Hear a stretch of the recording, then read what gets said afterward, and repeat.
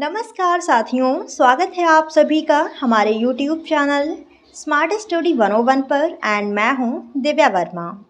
तो आज की क्लास में BA semester third drawing and painting का क्वेश्चन पेपर डिस्कस करेंगे और यहां पर ध्यान रखिएगा कि ये पेपर MGPRU यानी महात्मा ज्योतिबा फुले रोहिलखंड यूनिवर्सिटी से संबंधित है।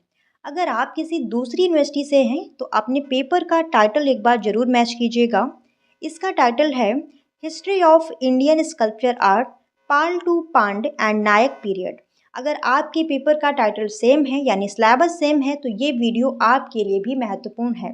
देखिए, कई सारी यूनिवर्सिटी का जो सिलेबस है वो सेम होता है, तो यहाँ पर आपको ऐसा नहीं करना है कि ये MGPRU का है तो हमारे लिए महत्वपूर्ण नहीं है, तो ऐसा बिल्कुल भी नहीं होता है। अगर आपका सिलेबस सेम है तो क्वेश्चन भी आपके सेम ही पूछे जाएंगे। हाँ, ये हो सकता है कि पेपर का पैटर्न चेंज हो, जैसे इसमें 8 क्वेश्चन हैं, आपके पेपर में 10 हों या फिर इससे कम हों, तो ये चीज़ें हो सकती हैं, लेकिन प्रश्न वही होंगे, घुमा फिरा के वही प्रश्न ही पूछे जाएंगे। तो इस चीज़ का आप लोग ध्यान रखिएगा। और कई सारे विद्यार्थी कमेंट कर रहे थे कि क्या पेपर का जो पैटर्न है वो चेंज हो चुका है, तो सारी चीज़ें यहाँ पर आपको बताई जाएंगी। बस आप इस वीडियो को एंड तक देखिएगा, एक भी पॉइंट स्किप मत कीजिएगा। और अगर आपने अभी तक हमारे व्हाट्सएप एंड टेलीग्राम चैनल को ज्वाइन नहीं किए हैं तो वो भी जाकर कर लीजिएगा। लिंक मैंने वीडियो के कमेंट बॉक्स में पिन कर दी हैं। आपके किसी भी प्रकार के कोई क्वेश्चंस हैं तो आप हमसे टेलीग्राम चैनल पर कर सकते हैं। बाकी विद्यार्थियों, अगर आप लोगों के पेपर हो चुके हैं प्रीवियस ईयर के, तो उनके पेपर अगर आपके पास मौजूद हों तो आप हमें टेलीग्राम चैनल पर भेज दीजिएगा, क्योंकि ये क्वेश्चन पेपर आप तभी देख पा रहे हैं जब किसी ने भेजा है। तो आगे आने वाले विद्यार्थियों की हेल्प करने के लिए आपके पेपर जैसे जैसे होते जाएं, आप हमें टेलीग्राम चैनल पर ज़रूर भेज दिया करें। चलिए फिर समझ लेते हैं इसे। तो जैसा कि यहाँ पर आप देख सकते हैं कि बीए सेमेस्टर थर्ड और ये आपका 2023 का क्वेश्चन पेपर है। जो 24 का पेपर है वो भी चैनल पर उपलब्ध है, आप जाकर चेक कर सकते हैं। ड्राइंग एंड पेंटिंग और पेपर का जो टाइटल है वो तो मैंने अभी आपको बता ही दिया है। आगे समझिए, यहाँ पर जो पेपर की टाइमिंग है वो रहती है 2 घंटे की। ध्यान रखिएगा, पेपर की टाइमिंग है 2 घंटे की। और यहाँ पर जो मैक्सिमम मार्क्स यानी जो आपका पूर्णांक है वो 75 अंकों का है। आगे समझिए, नोट यहाँ पर दिया हुआ है, समस्त खंडों को निर्देशानुसार हल कीजिए। तो सबसे पहले हम बात करेंगे सेक्शन ए की। और आपका जो क्वेश्चन पेपर है वो 3 खंडों में डिवाइड है। यहाँ पर सेक्शन ए है यानी खंड आ। अब इसमें किस प्रकार के प्रश्न हैं, तो very short answer type questions यानी कि अति लघुत्तरीय प्रश्न। ठीक है। अब यहाँ पर जो नोट दिया हुआ है इसे बहुत ही ध्यान से समझिएगा।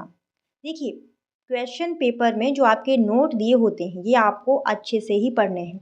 ऐसा नहीं करना है कि पेपर आपको मिला, अंधाधुंध आंसर देना स्टार्ट कर दिया। तो यहाँ पर क्या दिया हुआ है, 10 प्रश्नों के उत्तर दीजिए। यानी कि जो आपका खंड आ है इसमें 10 प्रश्न हैं और 10 प्रश्न आपको हल करने हैं। अगर आप कोई प्रश्न छोड़ के आएंगे तो आपका नंबर कट जाएगा। आगे समझिए, प्रत्येक अति लघुत्तरीय प्रश्न 2 अंकों का है। तो 10 प्रश्न हैं, 2 अंकों के हैं, तो कितने हो गए, 20 नंबर यहाँ पर आपके पक्के हो जाते हैं अगर आप पूरे क्वेश्चन करते हैं। फिर यहाँ पर बात आती है कि आपको आंसर लिखना कितना है, कितने शब्दों में लिखें, कितने पेज का लिखें। तो सारी चीज़ें आपके पेपर में ही दी हुई हैं। अधिकतम 75 शब्दों में अति लघुत्तर अपेक्षित है। तो यहाँ पर शब्द सीमा दी हुई है 75 शब्द। आगे बढ़ते हैं तो यहाँ पर पहला क्वेश्चन आता है, इसे समझिएगा। भतंगेश्वर मंदिर के प्रसिद्धि के कारणों का उल्लेख कीजिए। यानी जो भतंगेश्वर मंदिर है ये क्यों प्रसिद्ध है, ये आपको यहाँ पर स्पष्ट करना है। फिर यहाँ पर अगला प्रश्न आ जाता है, किन विशेषताओं के कारण महाकूटेश्वर मंदिर को उत्कृष्ट माना जाता है। अब यहाँ पर भी जो महाकूटेश्वर मंदिर है इसकी क्या विशेषताएं हैं वो आपको लिखनी है। फिर यहाँ पर अगला प्रश्न आता है सी नंबर, संगमेश्वर मंदिर की ऐतिहासिक पृष्ठभूमि को समझाइए। जो संगमेश्वर मंदिर है इसकी ऐतिहासिक पृष्ठभूमि क्या है वो आपको यहाँ पर बतानी है। फिर यहाँ पर नेक्स्ट, चेन्नाकेशव मंदिर की प्रवृत्तियों को समझाइए। प्रवृत्तियों का मतलब होता है विशेषताएं। तो चेन्नाकेशव मंदिर की जो विशेषताएं हैं वो आपको स्पष्ट करनी है। अगला क्वेश्चन यहाँ पर आता है, चंदेल कालीन स्थापत्य की क्या क्या विशेषताएं थी। यानी जो चंदेल काल का स्थापत्य रहा है उसकी क्या विशेषताएं थी वो आपको बतानी है। नेक्स्ट यहाँ पर पल्लवकालीन कला केंद्रों की क्या क्या विशेषताएं हैं वो आपको बतानी है। तो अधिकतर यहाँ पर जो भी मंदिर हैं उनकी विशेषताएं ही पूछी जा रही हैं। फिर यहाँ पर जैन मंदिरों की प्रवृत्तियों का उल्लेख कीजिए। प्रवृत्तियों का मतलब विशेषताएं ही होता है। अगला क्वेश्चन यहाँ पर महाबलीपुरम में कितने अखंड मंदिर मिले हैं, नाम सहित उल्लेख कीजिए। अखंड मंदिर का मतलब है मोनोलिथिक। अब यहाँ पर आप देखिए इंग्लिश में दिया भी हुआ है कि मोनोलिथिक टेम्पल्स। अखंड मंदिर यानी कि मोनोलिथिक टेम्पल्स, जैसे कि आपका महाबलीपुरम का रथ मंदिर है वो भी अखंड मंदिर है, मोनोलिथिक है, एक बड़ी सी चट्टान को काट कर बनाया गया है। तो जितने भी महाबलीपुरम के मंदिर हैं यानी कि अखंड मंदिर हैं उनका यहाँ पर आपको उल्लेख करना है। ठीक है, तो ये चीज़ आपको क्लियर हो गई। आगे समझिए, यहाँ पर अगला प्रश्न आता है, ऐरावतेश्वर मंदिर तथा कुंभेश्वर मंदिर की असमानताएं क्या हैं, यानी दोनों मंदिर में डिफरेंस क्या है। ठीक है, असमानताएं क्या हैं आपको स्पष्ट करनी है। फिर यहाँ पर अगला प्रश्न आता है, कलिंग वास्तुकला में शिखर तथा गर्भगृह को किस नाम से जानते हैं। कलिंग वास्तुकला यानी कि जो आप उड़ीसा के मंदिर पढ़ते हैं उनमें जो शिखर है, शिखर तो आप समझते हैं मंदिर का जो ये वाला भाग होता है शिखर, शिखर को क्या कहते हैं, किस नाम से जानते हैं, इसके बारे में आपको लिखना है। और गर्भगृह यानी कि जहाँ पर मूर्ति स्थापित होती है वो जो स्थान होता है गर्भगृह उसको कहते हैं, तो उसको उसके बारे में यहाँ पर आपको लिखना है। फिर अगला यहाँ पर आता है सेक्शन बी यानी खंड बा। अब इसे समझिएगा, इसमें किस प्रकार के प्रश्न हैं, तो शॉर्ट आंसर टाइप क्वेश्चंस यानी कि लघु उत्तरीय प्रश्न। अब यहाँ पर जो नोट दिया हुआ है इसे समझिएगा, किन्हीं दो प्रश्नों के उत्तर दीजिए।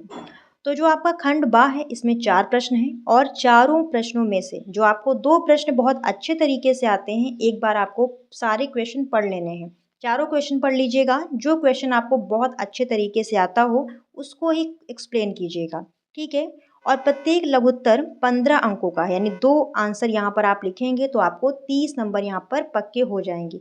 1-2 काटेंगे, चलिए 28 मिल गए, तो 28 नंबर यहाँ पर आपके पक्के हो जाएंगे। फिर यहाँ पर समझिए, अधिकतम 200 शब्दों में लघुत्तर अपेक्षित है। तो यहाँ पर शब्द सीमा दी हुई है, इसे ध्यान में रखकर ही अपना आंसर लिखिएगा। ऐसा नहीं कि बहुत बड़ा लिख दिया या फिर बहुत छोटा लिख दिया। अब यहाँ पर प्रश्न है, तो पहला प्रश्न है, रणकपुर मंदिर क्यों प्रसिद्ध है।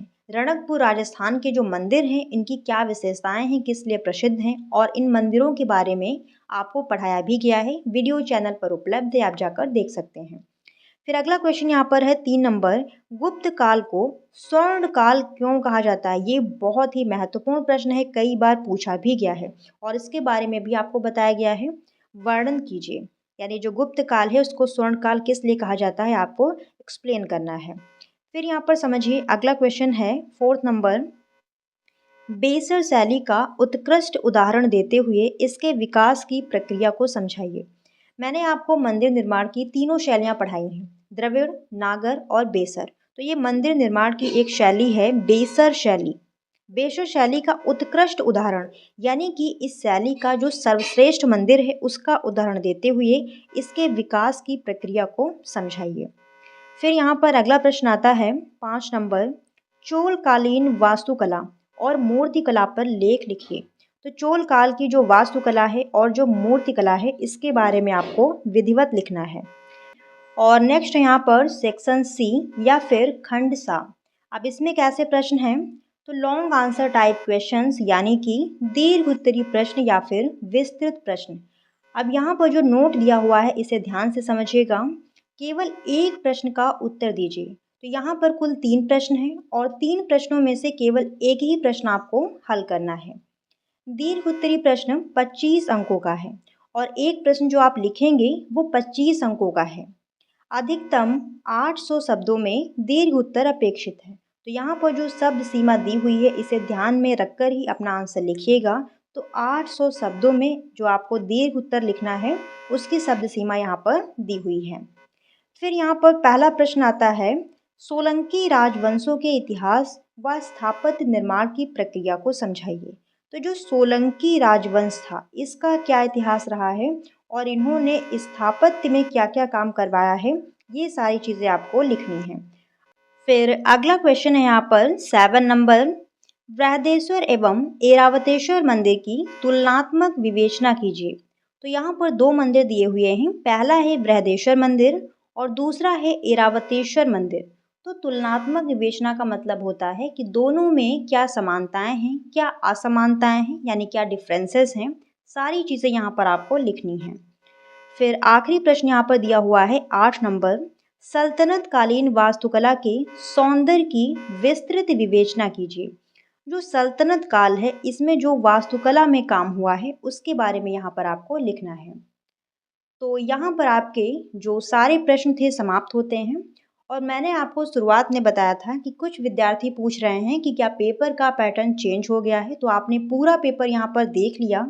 तो पेपर का जो पैटर्न है उसमें कोई भी बदलाव नहीं हुआ है। पता नहीं आप लोग ये सारे प्रश्न कहाँ से लेकर आते हैं, कौन बता देता है। ये आपने 23 का पेपर देखा, आप 24 का भी क्वेश्चन पेपर देख लीजिए, दोनों पेपर सेम हैं। और जो 25 में आपका पेपर होगा इसमें भी वही पैटर्न रहेगा जो आपको यहाँ पर बताया गया है। ठीक है, तो जो आपका पेपर का पैटर्न है उसमें कोई भी बदलाव, कोई भी चेंजेस नहीं किए गए हैं। अगर कुछ ऐसा होता है तो आपको अपडेट दी जाएगी। तो आज की वीडियो आपको कैसी लगी हमें कमेंट करके ज़रूर बताइएगा।